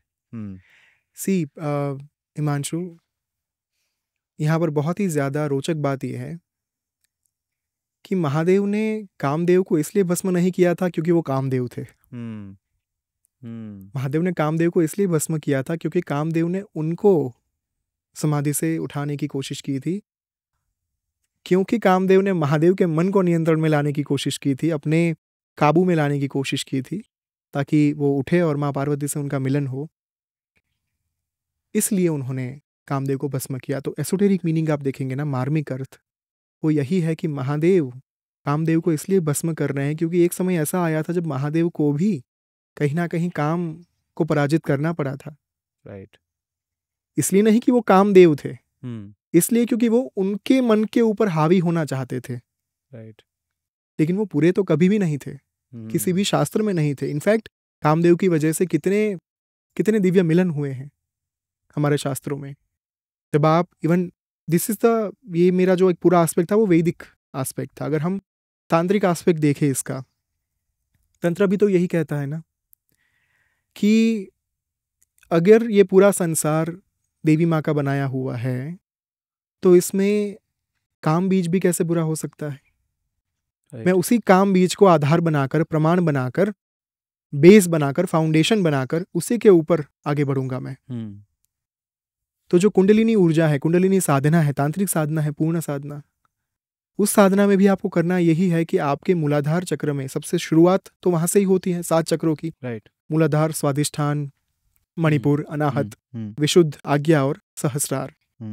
तो जब मूलाधार से आप शुरू करते हैं, आप अपनी उसी काम वासना को, काम बीज को आधार बनाकर उसी के प्रमाण के ऊपर, उसी के फाउंडेशन के ऊपर अपनी शक्ति का निर्माण शुरू करते हैं, ताकि वो आपकी जो शक्ति है वो आगे बढ़ पाए, सहस्रार तक पहुंच पाए। राइट। दूसरा तांत्रिक पर्सपेक्टिव, देवी छिन्न मस्तिका। ओके। वे जिनके ऊपर खड़ी हुई हैं वे कामदेव और रति ही हैं। ओके। द कपल जो एक हाँ इंटरकोर्स में है, राइट वो कामदेव और रति हैं। वो क्या डिपिक्ट करती है माँ? जब माँ का प्राकट्य करते हैं, जब आप कोई भी साधना में आगे बढ़ते हैं, खास करके तंत्र साधना में, अपनी ही काम वासना को प्लेटफॉर्म बनाकर, फाउंडेशन बनाकर, उसी के ऊपर शक्ति का प्राकट्य हो सकता है। ओके उसके बिना हो ही नहीं सकता।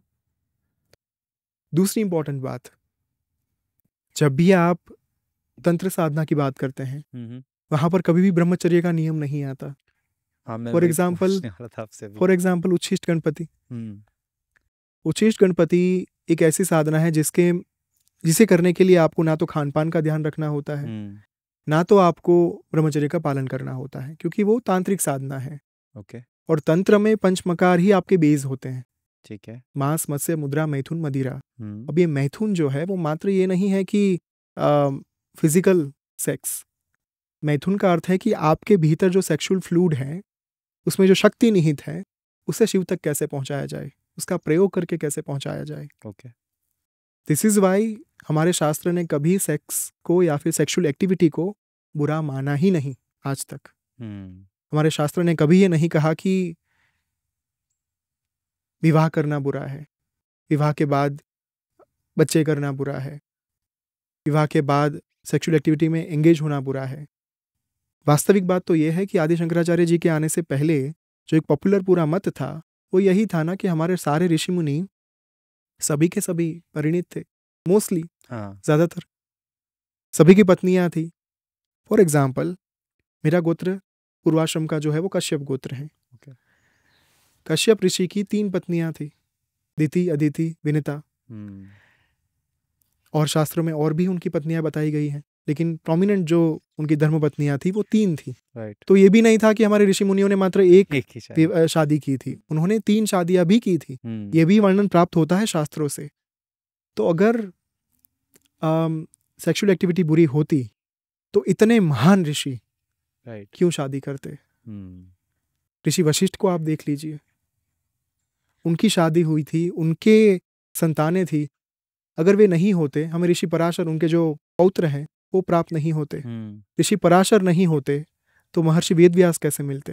राइट इतना है, जरूर है हिमांशु, लोगों ने उसे बुरा बनाकर रख दिया है, क्योंकि आज के समाज में जो भी सारी चीज़ें हैं, social media, internet, I don't want to go into that, या पर उसी के चलते आई थिंक ये चीज़ें फैली हुई हैं कि ये बुरा है, वो बुरा है। बल्कि हमारे शास्त्र कभी अच्छे और बुरे की परिभाषा में पड़े ही नहीं। जो भी है सब ईश्वर का दिया हुआ है। इसलिए तो अघोरी के लिए स्मशान में रहना, चिता के ऊपर खाना पकाना भी शुभ है, जितना हमारे लिए घर में खाना पकाना शुभ होता है। राइट ओके थोड़ा सा टॉपिक से डिबेट हो रहा हूँ, बट आपने वो बोला तो मेरे दिमाग में क्वेश्चन आ गया। जैसे आपने बोला कि जब आपने माँ छिन्नमस्ता का डिपिक्शन के बारे में बताया कि आप अपने काम का जो आपका जो लस्ट है या फिर जो आपके डिज़ायर्स हैं, उसको प्लेटफॉर्म बना के आप देवी का आवाहन करते हो या फिर you call upon the goddess with that platform.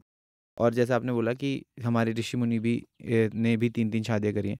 तो इसको समझ कैसे सकते हैं इन सिंपल लैंग्वेज? क्योंकि इससे जो एक गलत मैसेज भी जा सकता है लोगों को कि हाँ ठीक है, it's fine to you know अगर मैं तांत्रिक साधना भी कर रहा हूँ तो कुछ लोग उसको भी बहाना यूज़ कर लेते हैं कि ठीक है, एब्सटिनेंस ज़रूरी तो है नहीं, तो क्या फ़र्क पड़ता है, कुछ भी करो, लाइक दैट।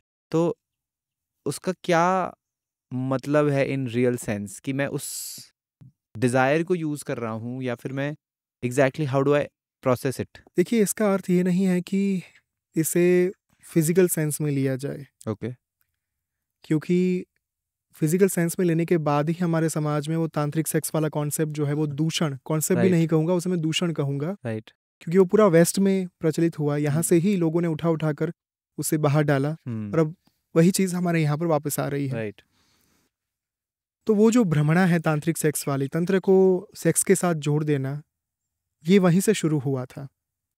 तो ये आपने बहुत अच्छा सवाल पूछा, और दम तो है सवाल में। सबसे इम्पॉर्टेंट बात यहाँ पर जानने लायक ये है कि आप जब काम को आधार बनाते हो, आप उस एनर्जी को आधार बनाते हो, ना कि उस एक्टिविटी को आधार बनाना।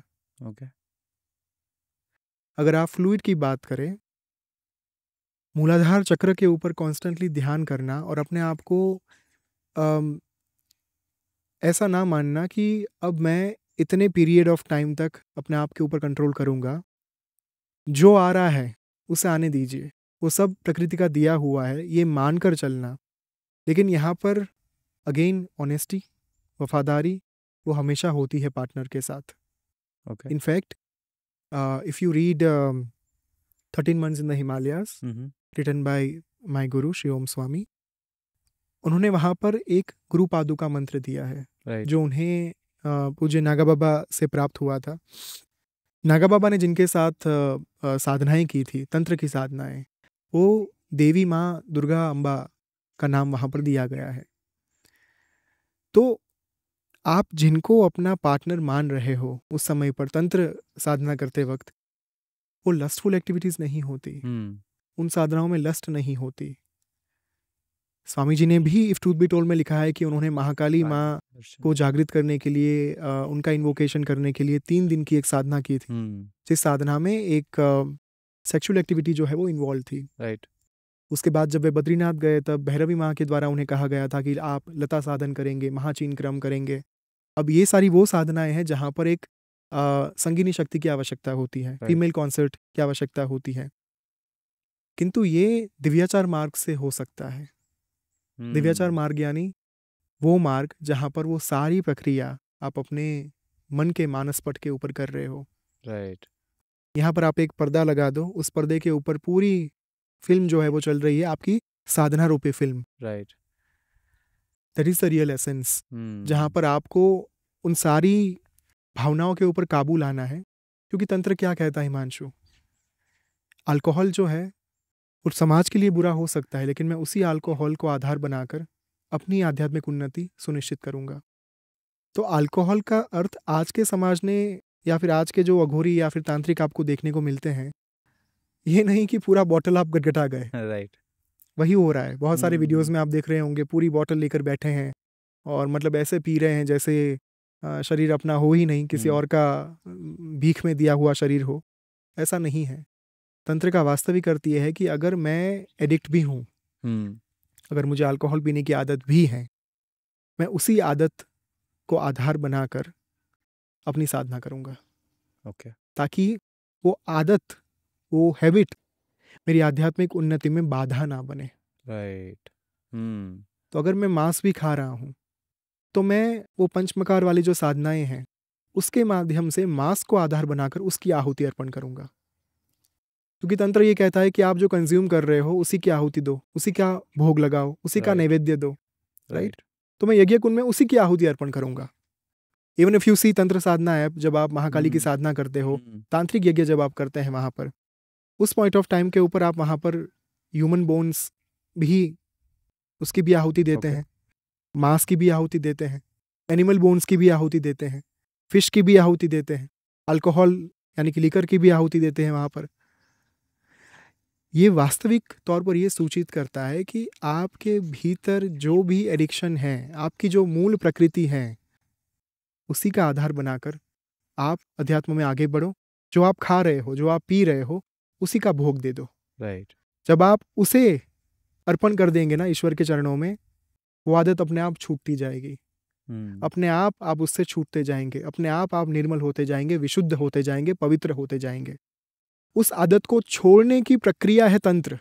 राइट। उस आदत को आग में झोंकने की प्रक्रिया, यज्ञ कुंड में आहुति के तौर पर अर्पण कर देने की प्रक्रिया है तंत्र, खास करके वामाचार तंत्र। राइट। तो ये पूरा मूल है उस पर्टिकुलर बात का जो आपने क्वेश्चन पूछा था। बिकॉज उसमें मेरे को यही था कि क्योंकि जब भी आप सेक्सुअल एक्ट की बात करते हैं या फिजिकल इंटीमेसी की बात करते हैं तो लस्ट तो है ही, बट अगर मैं उस मोमेंट में, जैसे विज्ञान भैरव तंत्र में एक है कि if you become aware at the points of physical intimacy का जो टॉप आपका पीक प्लेजर है, अगर आप वहाँ पे अवेयर हो जाते हो, then you attain God, is mentioned in Vigyan Bhairav तंत्र। करेक्ट। तो क्या ये वैसा ही है कि if I am aware in my okay, अब मैं थोड़ा डीप डाइव करने वाला हूँ। आई डोंट नो कितना मैं जस्टिस दे पाऊंगा शब्दों के माध्यम से, but I will try my level best. जब आप फिजिकल इंटीमेसी के क्लाइमेक्स पर होते हैं, उस क्लाइमेक्स पर अगर आपने ध्यान दिया हो ना, वो कुछ सेकंड्स, वो चंद क्षण राइट ऐसी होती है जब आप नहीं होते। राइट व्हेन यू फील कि this is it, this is the ultimate pleasure pleasure जो मैं सीख कर रहा था, जिसे मैं खोज रहा था। राइट इमेजिन हिमांशु, अगर वही प्लेजर 24 घंटा मिले तो 365 डेज। राइट उसी को शास्त्र ने समाधि का नाम दिया। ओके और शास्त्र ने इसीलिए कहा कि मत भागो, वो टेम्पररी चीज हैं, हम आपको वो देना चाहते हैं जो परमानेंट हो। राइट मूलाधारेक निलया ब्रह्म ग्रंथि विभेदिनी, मणिपुरांत रुदिता विष्णु ग्रंथि विभेदिनी, आज्ञा चक्रांतरालस्था रुद्र ग्रंथि विभेदिनी, सहस्राराम बुझारूढ़ा सुधा सारा विवर्षिणी। ऊपर उठो मूलाधार से, जहां पर ब्रह्म ग्रंथि है, सेक्सुअल प्लेजर क्रिएट करने की चाहना। ऊपर उठो मणिपुर चक्र से, जहां पर विष्णु ग्रंथि है, सस्टेनेंस की चाहना, मेरी संतति हो, मेरे वंश आगे बढ़े, वो मेरा ध्यान रखे, मैंने जो क्रिएट किया है एम्पायर उसे संभाल कर रखे, उसे आगे बढ़ाए। ऊपर उठ जाओ। एक और स्टेज आपको देते हैं, आज्ञा चक्र, रुद्र ग्रंथि, मैंने किया है ये, मेरा साम्राज्य है ये। वो अहंकार से भी ऊपर उठ जाओ। ये 3 अवस्थाओं से ऊपर उठ जाओ, आप उस आनंद को प्राप्त कर लोगे जिस आनंद के लिए आप चंद क्षण जो है वो, जिस आनंद का आप अनुभव करते हैं उस सेक्सुअल एक्टिविटी में, वो देने के लिए हम आपको सक्षम हैं। ये हमारा शास्त्र ने जो है ये बात कही। ओके तो दैट इज द थिंग। वो जो कुछ सेकेंड्स है ना, उसको कैसे एम्प्लीफाई किया जा सके साधना के माध्यम से, वही तंत्र हमें सिखाता है। सॉरी, आपका आई थिंक क्वेश्चन यही मेरा था? क्वेश्चन यही था कि हाँ कि मैं उस लस्ट को अगर ऑब्जर्व कर लेता हूँ, फॉर हाँ, एग्जांपल इफ आई करेक्ट। विज्ञान भैरव तंत्र की जो हाँ आपने बात कि अगर करी मैं ऑब्जर्व कि कर आई लेता हूँ बिकम तो वो गॉड, या अगर आप उस तो इस बात का एसोटेरिक मीनिंग क्या है कि जिस क्षण आपको एक क्लाइमैक्स हो रहा है, जिस क्षण आप उस परम आनंद की अनुभूति कर रहे हैं, अगर उस आनंद को आप एम्प्लीफाई करना सीख गए, अगर उसी आनंद को आपने अपनी साधना के माध्यम से प्राप्त करना सीख लिया, then I think the pleasure will be yours for right 24 hours, 24/7। यही बात विज्ञान भैरव तंत्र ने कही, यही बात हमारे तंत्र शास्त्र ने कही, सारे के सारे तंत्र शास्त्र ने, और यही बात हमारे ऋषि मुनियों ने भी कही। राइट ओके ग्रेट ठीक है। वापस आते हैं ब्रह्मचर्य पे। तो आपकी जो नई लाइफ है उसमें हाउ डू, जैसे रिलेशंस का डिफरेंस क्या हुआ है, पहले कैसा था और अभी जो, जैसे आपके मॉम डैड या फिर आपके जो बाकी रिलेशंस रहे होंगे, राइट। सो बिफोर और आफ्टर में क्या मेजर डिफरेंस है? मैंने ये प्रश्न जो है वो स्वामी जी से पूछा था। जैसे ही मेरा इनिशिएशन हुआ, मैंने स्वामी जी से पूछा कि स्वामी जी, क्या मैं अपने माता पिता को उनके नाम से बुलाना शुरू करूं अब, या फिर मैं क्या बुलाऊं उनको? उन्होंने बहुत सुंदर बात कही कि बेटा, माता पिता का ऋण जो है ना वो हम चुका नहीं सकते, क्योंकि आखिर में अंततः उनकी ही वजह से यहाँ पर हैं। राइट अगर सनातन के लिए कार्य करेंगे, अगर धर्म के लिए कार्य करना चाहते हैं, अगर इस भूलोक पर आए हैं, जन्म लिए हैं, तो कहीं ना कहीं उनका एक बहुत बड़ा योगदान है इस जन्म के पीछे। तो उनके प्रति कृतज्ञता का भाव हमें भूलना नहीं चाहिए। और उस समय पर उन्होंने पूज्य नागा बाबा का एक बहुत सुंदर किस्सा बताया था कि मैंने बाबा से भी यही सीखा था।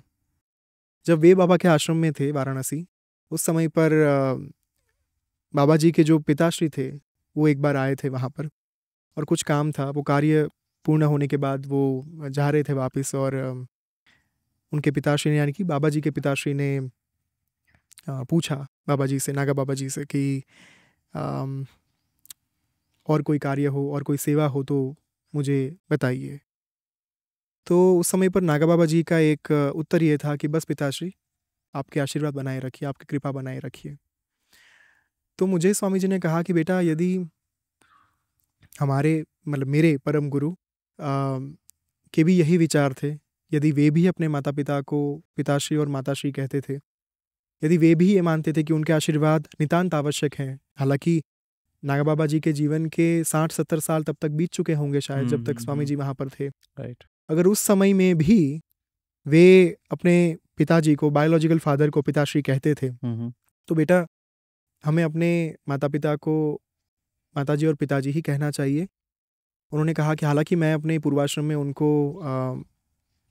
मम्मी पापा कहता था, और मेरा भी वही था, मैं भी अपने माता पिता को पहले मम्मी पापा कहता था, अब मैं उनको माँ और पिताजी कहता हूँ। तो इतना ही सिर्फ बदला है, बाकी कुछ बदल नहीं सकता, क्योंकि उनका ऋण मैं बहुत ही दृढ़ता के साथ मानता हूँ कि चुकाया नहीं जा सकता।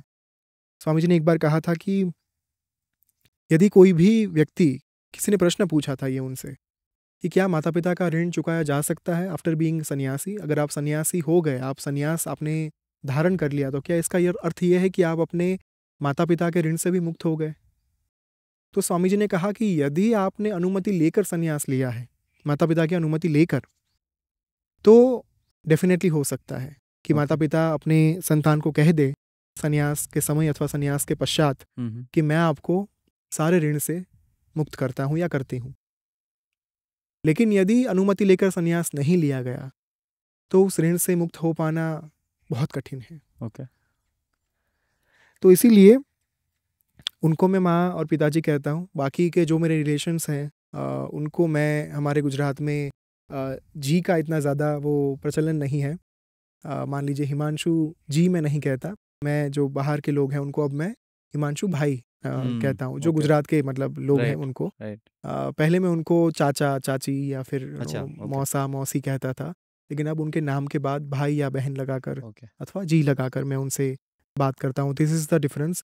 और जब मेरा इनिशिएशन हुआ उसके बाद I had a call with my purvashram family. So मैंने उनसे कहा था कि देखिए अब सिर्फ आप ही मेरा परिवार नहीं है, आप मेरा परिवार थे और रहेंगे, लेकिन अब ये पूरा विश्व जो है वो मेरा परिवार है। तो मैं आपको उसी नाम से पुकारूंगा, चाहे वो मेरी बहन हो, चाहे वो मेरे पूर्वाश्रम के ब्रदर इन लॉ हो, कि मैं आपको अब नाम से ही पुकारूंगा। पीछे जी लगा सकता हूँ डेफिनेटली, या फिर भाई लगा सकता हूँ, बहन लगा सकता हूँ, पर मैं आपको कोई एक रिलेशन के साथ नहीं पुकारूंगा, किसी संबोधन के साथ, क्योंकि वो उन चीज़ों से अब मैं मुक्त होने के लिए ही यहाँ पर आया हूँ। उन संबंधों का ये आखिरी जन्म हो, और अब जो एक परम गति है, परमागति है, उसकी ओर आगे बढ़ने के लिए ही ये कदम जो है मैंने उठाया है। तो फिर उसी में वापस जाना इवन आफ्टर इनिशिएशन मुझे भी ठीक नहीं लगता, और कहीं ना कहीं शास्त्रोक्त मत जो है वो भी ये नहीं कहता। ओके।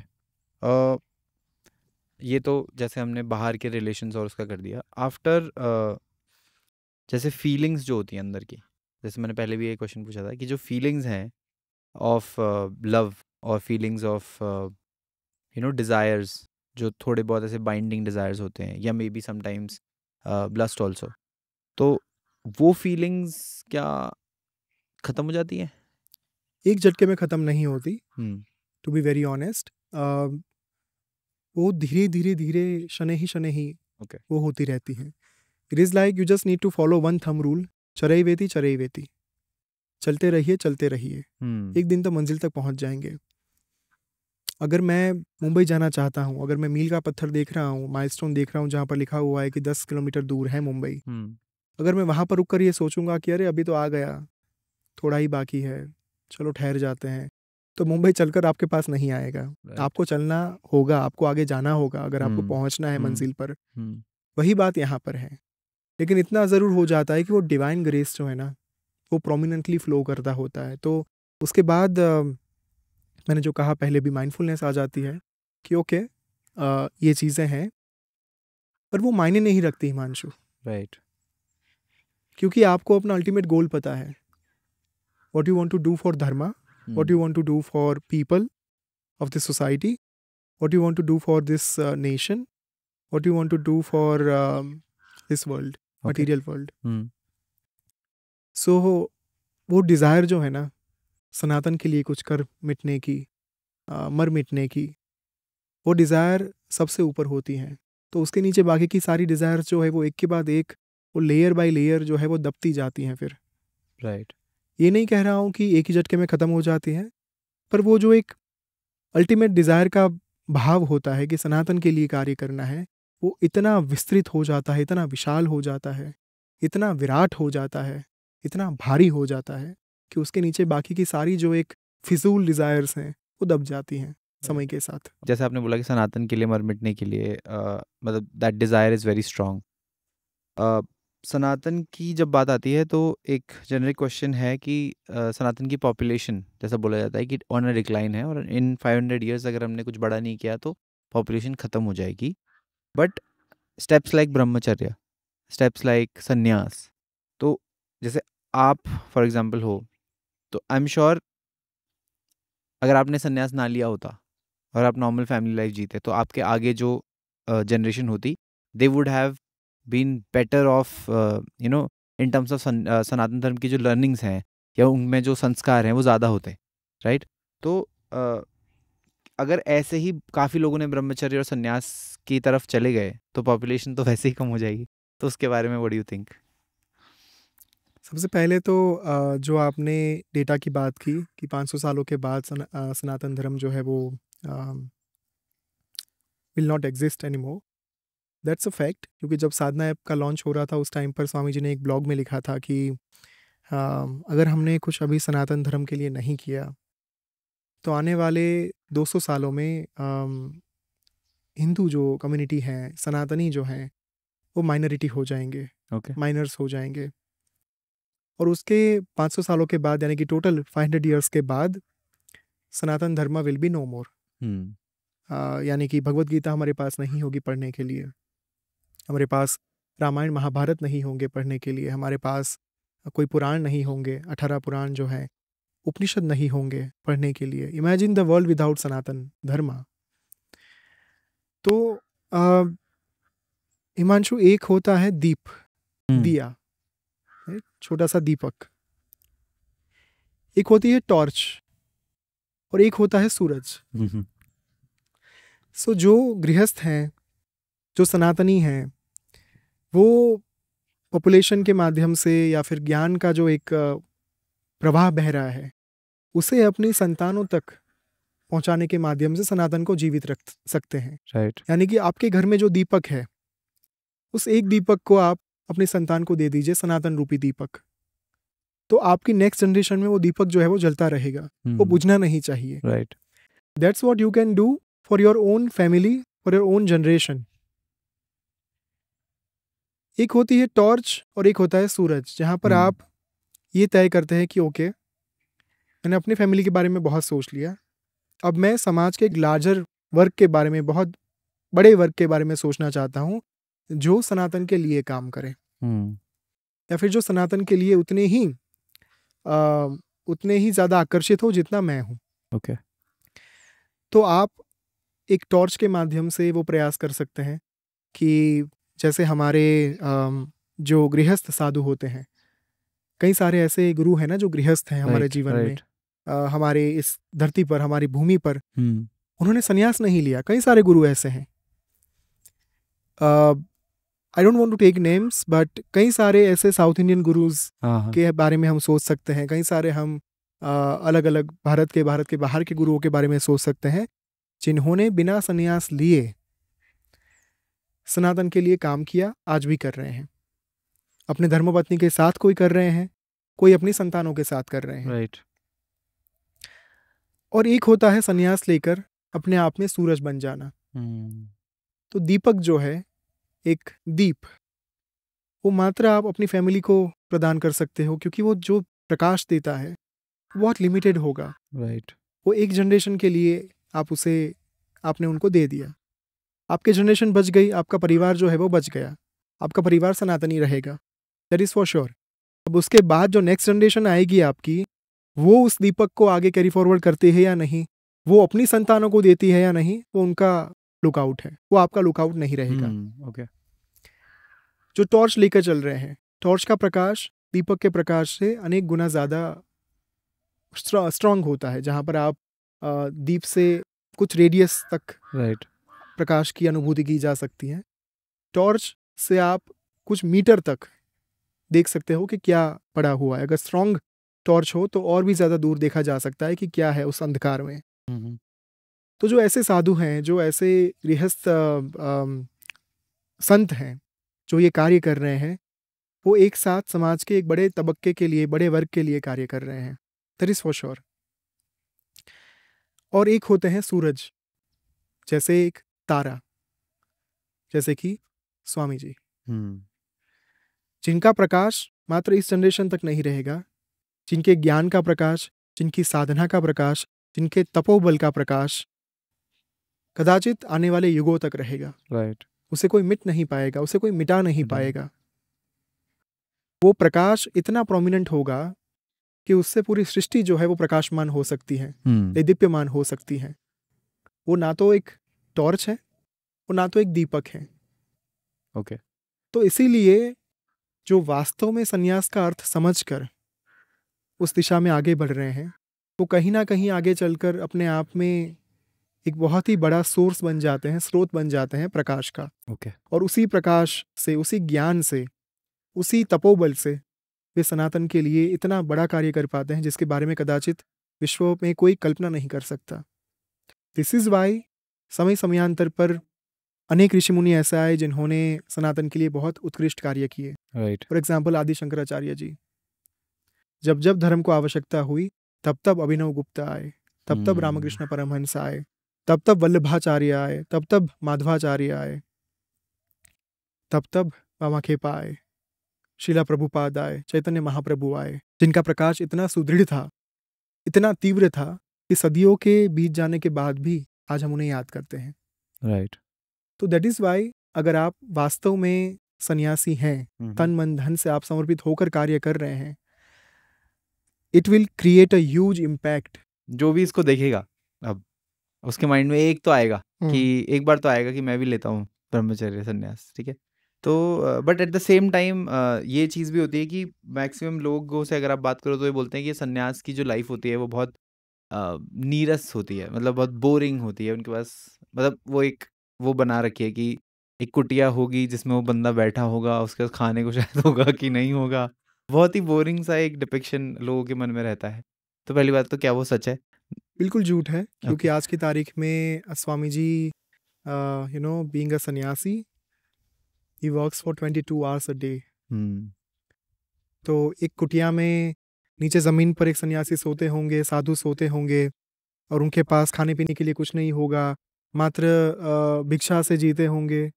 ये बहुत ही ऑर्थोडॉक्स माइंडसेट है, क्योंकि स्वामी जी ने इफ ट्रूथ बीन टोल्ड में भी कहा था कि जब उन्हें साक्षात्कार हुआ देवी माँ का, तब उन्होंने तय किया था कि अब मैं संन्यास धर्म को पुनर्व्याख्यायित करूंगा। तो संन्यास धर्म ऐसा नहीं होना चाहिए हिमांशु कि हम दूसरों के लिए बोझ बन जाए, हाँ, ओके। दूसरों के ऊपर इतना आधारित हो जाए कि हमारे पास खाने पीने के लिए भी उनके ऊपर निर्भर रहना पड़े हमें। राइट। जीवन ज़रूरी चीज़ों के लिए, या फिर हॉस्पिटल में कोई ट्रीटमेंट लेनी है, उस टाइम पर आप ये प्रतीक्षा नहीं कर सकते कि मुझे कहीं से डोनेशन आएगा, मुझे कोई आकर दक्षिणा देगा, मुझे कोई आकर दान देगा, तब मैं अपनी ट्रीटमेंट जो है वो कर पाऊँ। ये तो मतलब कहीं ना कहीं अपने आप में एक संन्यास धर्म का अपमान ही हो गया। आपने संन्यास लिया इसलिए ताकि आप समाज की सेवा कर पाओ, ना कि समाज से ले पाओ सब कुछ। राइट। समाज से लेना ही है तो संन्यास लेने की जरूरत नहीं है ना। संन्यास तो इसलिए लिया जाता है ताकि समाज को दिया जाए, right, to give back something. चाहे वो तपोबल हो, उस तपोबल के माध्यम से आप सनातन के लिए कार्य करो, सनातन का प्रचार करो। तो प्रचार के लिए भी आज आप अगर देखिए तो जब आप बाहर निकलते हैं ना, कुछ भी सस्ता नहीं मिलता। वो ये नहीं कहता कि अच्छा आप साधु हैं, हम आपको डिस्काउंट देंगे।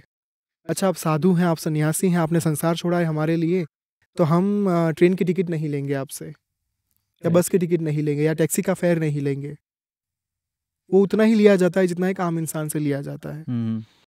तो बीइंग अ सन्यासी, आपने जो प्रश्न पूछा कि क्या ये आसान होता है, बिल्कुल आसान नहीं होता। क्योंकि जब तक सन्यास नहीं लिया, जब तक आप संसार में हो, तब तक तो लोग आपको इतना वो कुछ नहीं ध्यान में लेते। राइट। लेकिन सन्यासी बनने के बाद आपकी एक एक प्रवृत्ति के ऊपर वो एक नज़र होती है लोगों की।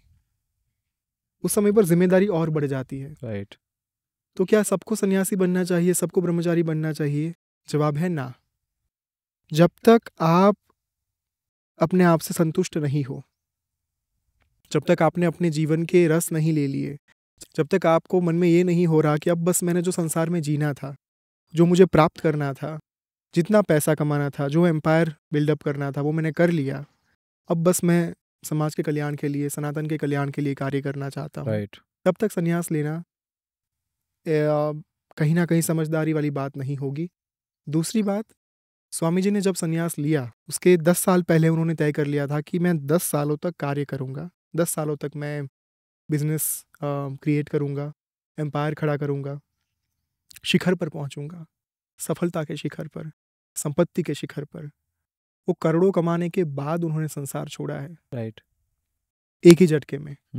तो संन्यास का एक अर्थ ये भी है कि जो आपने प्राप्त किया है, कई लोग तो ये मानते हैं ना कि कुछ नहीं है इसलिए संन्यास ले लो। हाँ, और कई लोग उस पाथ पे जाना नहीं चाहते या फिर भागना चाहते हैं उससे, इसलिए भी संन्यास लेते हैं। करेक्ट, कि वो जिम्मेदारी निभाना नहीं चाहते, चाहे वो परिवार की जिम्मेदारी हो, चाहे समाज की हो, चाहे अपने आप की कुछ राइट। निजी जिम्मेदारियां हो। तो जिम्मेदारियों से भागकर संन्यास नहीं लिया जा सकता। इनफैक्ट जब स्वामी जी ने संन्यास लिया था, उसके पहले उन्होंने अपने माता पिता का जो घर था पटियाला में, वो रीबिल्ड करवाया था, पूरा रिनोवेशन करवाया था, ताकि उनके जाने के बाद उनके माता पिता को कोई तकलीफ ना हो। राइट।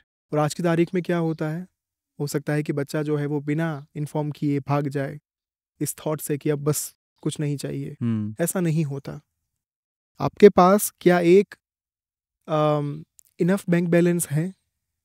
यहाँ पर बैंक बैलेंस से ये नहीं कह रहा हूँ कि संपत्ति बहुत अदद होनी चाहिए, बहुत ज़्यादा होनी चाहिए, क्योंकि स्वामी जी ने भी करोड़ों की संपत्ति दान में दे दी थी बहुत सारे लोगों को।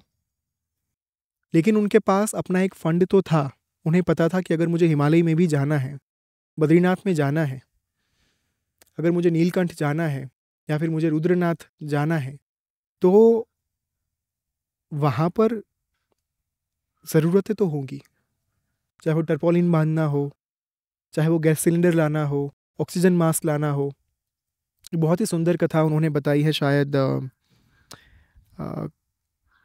अ मिलियन थॉट्स और maybe I don't know if truth be told, कि जब वे बद्रीनाथ में थे उस समय पर एक 23 साल का युवक जो है, वो 23-22 साल का आई थिंक कोई होगा, या फिर टीनेज में होगा, आई डोंट रिमेंबर एग्जैक्टली, वो उनके पास वाली गुफा में जो है रहने के लिए आए। तो स्वामी जी ने उनसे पूछा कि आपके पास वो सारी ज़रूरतें हैं? मिलियन थॉट्स में आई थिंक, या तो क्या आप यहाँ के वातावरण आबोहवा से फाइट बैक करने के लिए आप कुछ लेकर आए हैं? क्योंकि यहाँ पर रात को हिम वर्षा होती है और बारिश होती रहती है, तो आपको ज़रूरत पड़ेगी कि आप खाना पीना लेकर आए हो, ताकि आप 1-2 दिन तक अगर आपको बाहर ना निकलना पड़े या फिर बारिश की वजह से आप नीचे ना जा पाए, तो आपके पास एटलीस्ट उतना तो स्टॉक हो कि आपकी एनर्जी इंटैक्ट रहे, आप साधना कर पाओ। तो उस युवक ने कहा कि नहीं, भगवान सब देख लेगा, भगवान सब संभाल लेगा, मैं उनके भरोसे आया हूँ ना, वही सारी व्यवस्था कर देंगे। स्वामी जी ने कहा अच्छा ठीक है भाई, तो फिर देखते हैं भगवान कितना देखते हैं, आपका कितना वो संभालते हैं सब कुछ। तो आई थिंक दूसरा या तीसरा दिन था और बहुत बारिश हुई थी। स्वामी जी चिंतित हुए और बारिश ख़त्म होने के बाद या फिर हिम वर्षा ख़त्म होने के बाद, आई एम पैराफ्रेजिंग एवरीथिंग, वो बाहर आए और देखा तो उस गुफा में कोई नहीं था, जिस गुफा में युवक जो है वो रहने के लिए गया था। कुछ दिनों के बाद या कुछ समय के बाद उस युवक के साथ उनकी मुलाकात हुई, तो उन्होंने कहा कि आप सही थे, जिस क्षण वो हिम वर्षा बारिश शुरू हुई, उसी क्षण मुझे समझ में आ गया था कि तैयारी किए बिना हिमालय में नहीं आया जाता। स्वामी जी ने कितनी बार कहा है हिमांशु कि संन्यास लेने के बाद तैयारी नहीं की जाती, प्रिपरेशन संन्यास लेने के पहले होती है। हिमालय आने के बाद ये नहीं सोचा जाता कि अब चलो रहने का करेंगे या फिर ठंड का सामना कैसे करेंगे।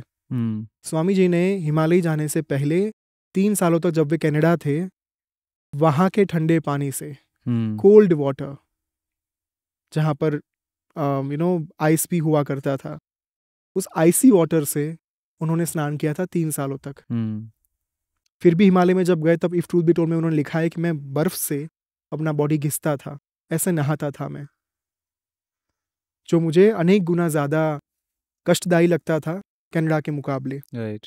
तो लोगों को अगर कनाडा की ठंड जो है वो बहुत मुश्किल लगती है, तो इमेजिन कर लीजिए स्वामी जी ने 3 साल वो सहने के बाद हिमालय गए, फिर भी उनके लिए वो जो बर्फ़ था, उसके बारे में उन्होंने इफ ट्रूथ बी टोल्ड में लिखा है।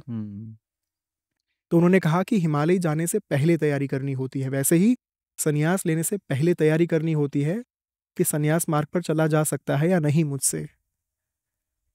वो इम्पल्सिवनेस में आकर या फिर इम्पल्सिव होकर निर्णय नहीं लिया जाता एक क्षण में कि अब बस मन उठ गया आज, कल के कल संन्यास और परसों संसार छोड़ दूंगा, उसके एक दिन बाद सनातन का कार्य कर शुरू कर दूंगा। ऐसा नहीं होता। ये बरसों की तैयारी होती है। राइट। कई वर्षों तक जब आप तैयारी करेंगे, अपने आप को धीरे धीरे धीरे धीरे प्रिपेयर करेंगे, अपने शरीर को, अपने मन को, अपनी आत्मा को, अपने अस्तित्व को, तब जाकर आप संन्यास की दिशा में आगे बढ़ पाएंगे। अन्यथा ये इतनी आसान बात नहीं है। राइट। अगर इतनी ही आसान बात होती तो आज हमारे देश में लाखों सन्यासी हैं, सब सिद्ध होते ना। क्यों नहीं है? क्योंकि वो कहीं ना कहीं संन्यास के मूल सत्व को ही नहीं समझ पाए हैं। राइट। तो यही मेरा उत्तर था इसके बारे में। ग्रेट। ठीक है, thank you so much Brahmachari Parak ji for giving this whole session and explaining us the जो डिटेल्स होती हैं ऑफ ब्रह्मचर्य, संन्यास एंड जो भी हमने बीच में इतनी सारी जिस डिटेल्स में हम गए, I think this will be a life changer for the people who watch it. To be very honest, मुझे लगा था कि ये तो मतलब बहुत छोटा सा कन्वर्जेशन होगा, 45 मिनट का होगा, क्योंकि क्या ही बात हो पाएगी ब्रह्मचर्य के ऊपर। ज़्यादा से ज़्यादा मेरी लाइफस्टाइल पूछ लेंगे, इनिशिएशन में क्या हुआ वो पूछ लेंगे, इनिशिएशन के पहले की लाइफ, इनिशिएशन के बाद की लाइफ के बारे में पूछ लेंगे। But this was truly insightful Himanshu, and all the credits goes to you, क्योंकि कहीं ना कहीं आप जो तैयारी करके आते हैं हर बार, आपके जो प्रश्न होते हैं, आपके जो रिसर्च होता है, वो अपने आप में इन डेप्थ होता है। So I am grateful to you. Would like to close the session with purnahuti mantra. Yes. ओम पूर्णमदः पूर्णमिदं पूर्णात् पूर्णमुदच्यते पूर्णस्य पूर्णमादाय पूर्णमेवावशिष्यते। हरि ओम तत्सत्, हरि ओम तत्सत्, हरि ओम तत्सत्। नारायणी नमोस्तुते। Thank you so much.